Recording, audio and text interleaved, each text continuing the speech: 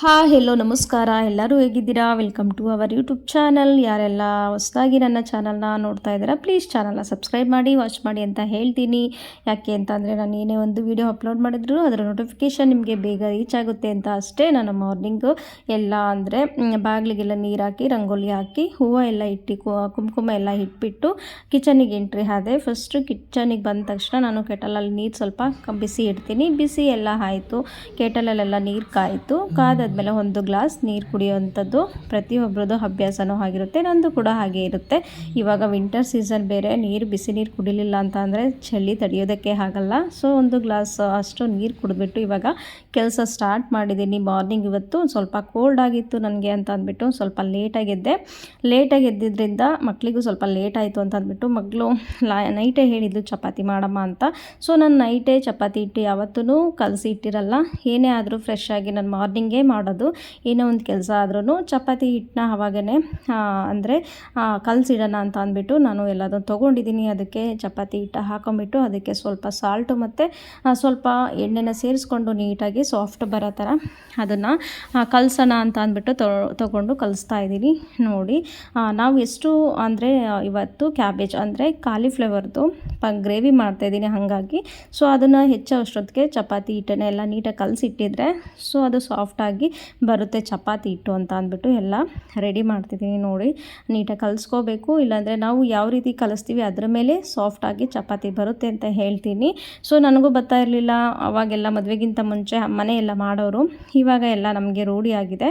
So ನೋಡಿ ಇವಾಗ ಚಪಾತಿ ಹಿಟ್ಟೆಲ್ಲ ನೀಟಾಗಿ ಹದವಾಗಿ ಕಲಿಸ್ಬಿಟ್ಟು ಒಂದು ಸೈಡ್ ಎತ್ತಿಡ್ತಾ ಇದ್ದೀನಿ. ಅಲ್ಲಿ ನಾನು ಕ್ಯಾಬೇಜ್ ಅಂತ ಅಂದರೆ ಹೂಕೋಸಿತ್ತು ಮನೇಲಿ, ಹೂಕೋಸು ಪಲ್ಯ ಮಾಡೋಣ ಅಂತ ಹೂಕೋಸು ಪಲ್ಯಕ್ಕೆ ಎಲ್ಲನೂ ಹೆಚ್ಕೊಳ್ಳೋಣ ಅಂತ ತೊಗೊಂಡಿದ್ದೀನಿ. ಅಷ್ಟರಲ್ಲಿ ಸ್ಟವ್ ಮೇಲೆ ಹಾಲಿತ್ತು, ಅದನ್ನು ಕಾಯಿಸೋಣ ಅಂತ ಇಟ್ಟಿದ್ದೀನಿ. ಅಷ್ಟರಲ್ಲಿ ನನ್ನ ಮಗಳು ವಿಶ್ ಮಾಡ್ತಿದ್ದಾಳೆ, ಗುಡ್ ಮಾರ್ನಿಂಗ್ ವಿಶ್ ಮಾಡ್ತಿದ್ದಾಳೆ. ನಾನು ಸಹ ಗುಡ್ ಮಾರ್ನಿಂಗ್ ಹೇಳಿಬಿಟ್ಟು ಇವಾಗ ಮತ್ತೆ ಕೆಲಸ ಸ್ಟಾರ್ಟ್ ಮಾಡಿದ್ದೀನಿ.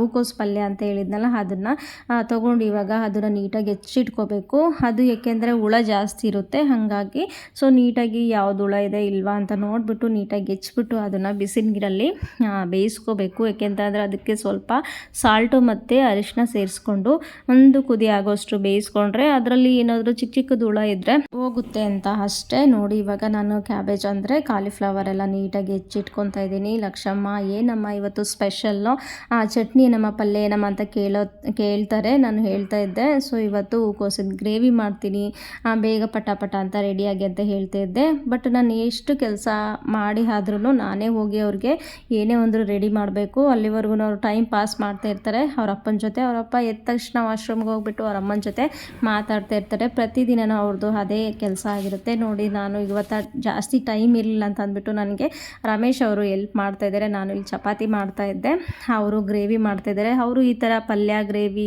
ಈ ಥರ ಚಟ್ನಿ ಆ ಥರ ಎಲ್ಲ ಮಾಡೋದು ತುಂಬಾ ಚೆನ್ನಾಗಿ ಮಾಡ್ತಾರೆ. ಹಾಗಾಗಿ ನನಗೆ ಬೆನಿಫಿಟ್. ಸೊ ನಾನು ಹೆಲ್ಪ್ ಕೇಳ್ತೀನಿ ಅವಾಗವಾಗ ಟೈಮ್ ಆಗಿದ್ದಾಗ. ನೋಡಿ ಎಷ್ಟು ನೀಟಾಗಿ ಮಾಡ್ತಾಯಿದ್ದಾರೆ. ನಾನು ವೀಡಿಯೋ ಮಾಡ್ತಿರೋದೇ ಗೊತ್ತಿಲ್ಲ ಅವ್ರಿಗೆ, ಇಲ್ಲ ಅಂತಂದರೆ ಬೈತಾರೆ. ಸೊ ಅವರು ವೀಡಿಯೋ ಮಾಡೋದಕ್ಕೆ ಅಷ್ಟು ಅದರ ರೆಸ್ಪಾನ್ಸ್ ಮಾಡಲ್ಲ, ಅಂದರೆ ಸಪೋರ್ಟ್ ಮಾಡಲ್ಲ. ಸೊ ಏನಕ್ಕೆ ಇದೆಲ್ಲ ಸುಮ್ಮನೆ ಟೈಮ್ ಇಲ್ದಾಗ ಅಂತ ಎಲ್ಲ ಹೇಳ್ತಾರೆ. ಬಟ್ ನಮ್ಮ ಮನಸ್ಸು ನಾವು ಒಂದು ಆಗಿಬಿಟ್ಟು ಸುಮ್ಮನೆ ಟೈಮ್ ಇಲ್ಲ ಏನಕ್ಕೆ ವೇಸ್ಟ್ ಮಾಡೋದೇ ಉಂಟಲ್ವಾ. ಸೊ ವಿಡಿಯೋ ಮಾಡಿದ್ರಲ್ಲಿ ಏನು ಪ್ರಾಬ್ಲಮ್. ಚಪಾತಿ ಎಲ್ಲ ಹೇಗೆ ಬಂದಿದೆ ಅಂತ ಕಮೆಂಟ್ ಮೂಲಕ ತಿಳಿಸಿ. Thank you. ನೆಕ್ಸ್ಟ್ ನೋಡಿ ಒಂದು ಸೊಪ್ಪಿನ ಬಗ್ಗೆ ನಿಮಗೆ ತಿಳಿಸ್ಕೊಡ್ತೀನಿ. ನನಗೂ ಗೊತ್ತಿಲ್ಲ ಏನು ಅಂತ ಹೇಳಿ. ಸಣಿ ಸೊಪ್ಪು ಅಂತ ಹೇಳಿದರು, ನನಗೆ ಕರೆಕ್ಟಾಗಿ ಈ ಒಂದು ಸೊಪ್ಪಿನ ನೇಮ್ ಗೊತ್ತಿಲ್ಲ. ನಿಮಗೆ ಗೊತ್ತಿದ್ದರೆ ನನಗೆ ಕಮೆಂಟ್ ಮೂಲಕ ತಿಳಿಸಿ. ಈ ಒಂದು ರೆಸಿಪಿ ಅಂದರೆ ಉಪ್ಸಾರಿಂದು ಸಾಂಬಾರ್ದು ಇದು ಸೊಪ್ಪು ತುಂಬಾ ಚೆನ್ನಾಗಿರುತ್ತೆ. ರೆಸಿಪಿನ ಮಾಡಬೇಕಾದ್ರೆ ನಿಮ್ಮ ಹತ್ರ ಶೇರ್ ಮಾಡ್ತೀನಿ. ಅದ್ರ ಜೊತೆ ಒಂದು ಹುಣಸೆಕಾಯಿನೂ ತಗೊಂಡಿದ್ದಾರೆ. ಬೆಂಡೆಕಾಯಿ ಅಲ್ಲ ಅದು ಬೆಂಡೆಕಾಯಿ. ಇಲ್ಲಿ ನೋಡಿ ಲಕ್ಷಮ್ಮ ಮಲ್ಕೊಂಡಿದ್ದಾಳೆ. ನಾನು ವಿವಿಗೆ ಓದಿಸ್ಕೊಡ್ತಾಯಿದ್ದೆ. ಅಷ್ಟೊತ್ತಿಗೆ ಇವಳಿಗೆ ನಿದ್ದೆ ಬಂತು ಅನಿಸುತ್ತೆ. ಓದಲಿಲ್ಲ, ಏನೂ ಇಲ್ಲ, ಮಲ್ಕೊಂಡಿದ್ದಾಳೆ ಚಿನ್ನ ಮಗಳು. ಲಕ್ಷು ಮಲ್ಕೊಳ್ಳಿ, ಆಮೇಲೆ ಊಟನೂ ಮಾಡಿಲ್ಲ, ಆವಾಗಲೇ ಮಲಗಿದ್ದಾಳೆ. ಓಯ್ ಗುಂಡು ಮುದ್ದು ಮಲ್ಕೊಂಡಿದ್ದಾಳೆ.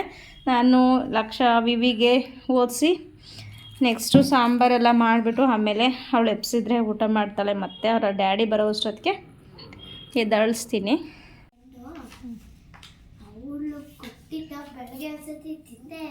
ತಿಂದಿದ್ದಮ್ಮ ಜಾಬ್ ಒಳಗಡೆ ಇಟ್ಕೊಂಡೆ, ಜಾಬ್ ಒಳಗಡೆ ಇಟ್ಟಿದ್ದಮ್ಮ ತಗೊಂಡು ಮತ್ತೆ ತಿಂದೆ, ಮತ್ತೆ ತಿಂದ್ಬಿಟ್ಟು ಜಾಬ್ ಒಳಗಡೆ ಇಟ್ಟಿದೆ. ಜೇಬಲ್ಲೆಲ್ಲ ಹಂಗೆ ಇರುವೆ ಮುತ್ತಿರ್ತವೆ. ಇಲ್ಲ ಕವರ್ ಆಗ್ತೆ ಇದಾಗ್ತೆ ಕವರ್ ಬಿಸಾಕ್ತಾ. ನಾನು ಆವಾಗಲೇ ಒಂದು ಸೊಪ್ಪು ತಗೊಬಂದಿದ್ದಾರೆ ರಮೇಶ್ ಅಂತ ಹೇಳಿದ್ನಲ್ಲ, ಇದೇ ಆ ಸೊಪ್ಪು. ಬರೀ ಫುಲ್ ಈ ಸೊಪ್ಪೆಲ್ಲ ಫುಲ್ ಮೊಗ್ಗೆ ಇದೆ. ಆ ಸಾಂಬಾರು ತುಂಬಾ ಚೆನ್ನಾಗಿ ಬರುತ್ತೆ, ಟೇಸ್ಟಿಯಾಗಿ ಬರುತ್ತೆ. ತುಂಬಾ ಸ್ಪೆಷಲ್ ಈ ಸೊಪ್ಪು ಅಂತ ಅನ್ಕೋತೀನಿ. ಏಕೆಂದರೆ ನಾನು ಫಸ್ಟ್ ಟೈಮ್ ಮಾಡ್ತಾ ಇರೋದು ಈ ಸೊಪ್ಪಿನ ಸಾಂಬಾರು. ನಂಗೆ ಗೊತ್ತಿಲ್ಲ ಯಾವ ರೀತಿ ಬಿಡಿಸ್ಬೇಕು ಅಂದರೆ ಸೋಸಬೇಕು ಅನ್ನೋದು ಸಹ ನನಗೆ ಗೊತ್ತಿಲ್ಲ. ರಮೇಶ್ನ ಕೇಳಿದೆ, ಅವರು ಹೇಳಿದರು ಯಾವ ರೀತಿ ಬಿಡಿಸ್ಬೇಕು ಈ ಸೊಪ್ಪನ್ನ ಅಂತ. ಇಲ್ಲಿ ನೋಡಿ ಒಂದು ತೊಗೋತೀನಿ. ಇದು ಒಂದು ಸೊಪ್ಪು ಅಂದರೆ ಇದು ಮೊಗ್ಗು ಅಂತ ಅಂದರೆ ಇಲ್ಲಿ ತೊಗೊಂಡಿದ್ದೀನಲ್ಲ, ಇದರಲ್ಲಿ ಈ ಥರ ಒಳಗಡೆ ಒಂದು ಪಾರ್ಟ್ ಇರುತ್ತಂತೆ. ಇಲ್ಲಿ ಹೂವು ಎಲ್ಲ ಇದೆ, ಇದರಲ್ಲಿ ಒಳಗಡೆ ಈ ಥರ ಒಂದು ಪಾರ್ಟ್ ಇದೆ. ಸೊ ಇದನ್ನು ರಿಮೂವ್ ಮಾಡಬೇಕಂತೆ. ಇಲ್ಲಿ ನೋಡಿ, ಇದನ್ನು ಈ ಥರ ರಿಮೂವ್ ಮಾಡಿಬಿಟ್ಟು ಬಿಸಾಕ್ಬಿಟ್ಟು ಈ ಒಂದು ಸೊಪ್ಪನ್ನ ಸಾಂಬಾರಿಗೆ ಯೂಸ್ ಮಾಡಬೇಕು ಅಂತ ರಮೇಶ್ ಹೇಳಿದರು. ಇಷ್ಟೊಂದು ಮೊಗ್ಗಿದೆ, ಇದನ್ನೆಲ್ಲ ತೆಗಿಯೋವಷ್ಟೊತ್ತಿಗೆ ನಾನು ಬೆಳಗ್ಗೆ ಆಗೋಗುತ್ತೆ. ಏನು ಮಾಡೋದು ಅಂತ ಯೋಚನೆ ಮಾಡ್ತಾಯಿದ್ದೀನಿ. ಟೈಮ್ ಬೇರೆ ಆಗಿದೆ. ಸೊ ರಮೇಶ್ಗೆ ಬಂದಾಗ ಅವ್ರಿಗೆ ಸ್ವಲ್ಪ ಸೋಸೋದಕ್ಕೆ ಕೊಡ್ತೀನಿ. ನೋಡಿ ಈ ಥರ ಇರುತ್ತೆ, ಈ ಥರ ಇರುತ್ತಂತೆ ಪಾರ್ಟು. ಈ ಪಾರ್ಟನ್ನು ರಿಮೂವ್ ಮಾಡಿ ತೆಗಿಬೇಕಂತೆ. ಇದನ್ನು ಮಾತ್ರ ಸಾಂಬಾರಿಗೆ ಯೂಸ್ ಮಾಡಬೇಕು. ನೋಡಿ ಈ ಥರ ಇದೆ, ತುಂಬಾ ಇದೆ. ತುಂಬ ಲೇಟ್ ಆಗುತ್ತೆ, ಅಂದರೆ ಫ್ರೀಯಾಗಿ ಯಾರಿರ್ತಾರೆ ಅವ್ರು ಮಾಡ್ಬೋದು. ಸೊಪ್ಪಿನ ಸಾಂಬಾರು ಬೇಕು, ಈ ಒಂದು ಸಾಂಬಾರು ರೆಸಿಪಿ ಬೇಕು ಅಂದರೆ, ಈ ಸಾಂಬಾರು ತಿನ್ನಬೇಕು ಅಂತ ಅಂದರೆ ಇದನ್ನೆಲ್ಲ ಮಾಡಬೇಕಾಗುತ್ತೆ. ಇಲ್ಲಿ ನೋಡಿ ಈ ಥರ ಇರುತ್ತೆ. ಇದರಲ್ಲಿ ಈ ಒಂದು ಪಾರ್ಟನ್ನು ರಿಮೂವ್ ಮಾಡೋಕ್ಕೆ ಹೇಳಿದ್ದಾರೆ. ರಿಮೂವ್ ಮಾಡಿಬಿಟ್ಟು ಬಿಸಾಕ್ಬಿಟ್ಟು ಈ ಒಂದು ಸೊಪ್ಪನ್ನ ಪ್ಲೇಟಿಗೆ ಹಾಕ್ಕೊಡ್ದು. ಇಷ್ಟೊಂದಿದೆ. ಸೊ ರಮೇಶ್ ಹತ್ರ ಎಲ್ಲನೂ ನೀಟಾಗಿ ಅವ್ರು ಬಂದಾಗೂ ಇಬ್ಬರು ಸೇರಿಸಿ ಬಿಡ್ಸೋಣ ಅನ್ಕೋತೀನಿ. ಇವಾಗ ಎಷ್ಟಾಗುತ್ತೆ ಅಷ್ಟು ಬಿಡಿಸಿಡ್ತೀನಿ. ಮಗಳು ಓದ್ಕೋತಾ ಇದ್ದಾಳೆ. ಅವಳು ಏನಾದರೂ ಡೌಟ್ ಇದ್ದರೆ ಕೇಳಿದಾಗ ಹೇಳ್ಕೊಡ್ತಾ ನಾನು ಈ ಒಂದು ಸೊಪ್ಪನ್ನು ಸೋಸೋಣ ಅಂತ ಕುತ್ಕೊಂಡಿದ್ದೀನಿ. ಲಕ್ಷಮ್ಮ ಮಲ್ಕೊಂಡಿದ್ದಾಳೆ. ನೋಡಿ ಈ ಥರ. ಏನು ಇದು ಸೊಪ್ಪು ನೇಮ್ ಏನು ಅಂತ ನಿಮಗೆ ಗೊತ್ತಿದ್ರೆ ಕಮೆಂಟ್ ಮೂಲಕ ತಿಳಿಸಿ. ನನಗಂತೂ ಗೊತ್ತಿಲ್ಲ, ರಮೇಶ್ ಹೇಳಿದ್ದು ಅಷ್ಟೇ. ಅಪ್ಸಾಣಿ ಸೊಪ್ಪು ಅಂತ ಏನೋ ಹೇಳ್ದಂಗಿತ್ತು, ಐಡಿಯಾ ಇಲ್ಲ. ನೋಡಿ ಇದರಲ್ಲಿ ಹುಳ ಇರುತ್ತಂತೆ. ನೋಡಿ ಇಲ್ಲಿ ಹುಳ ಇದೆ ನೋಡಿ.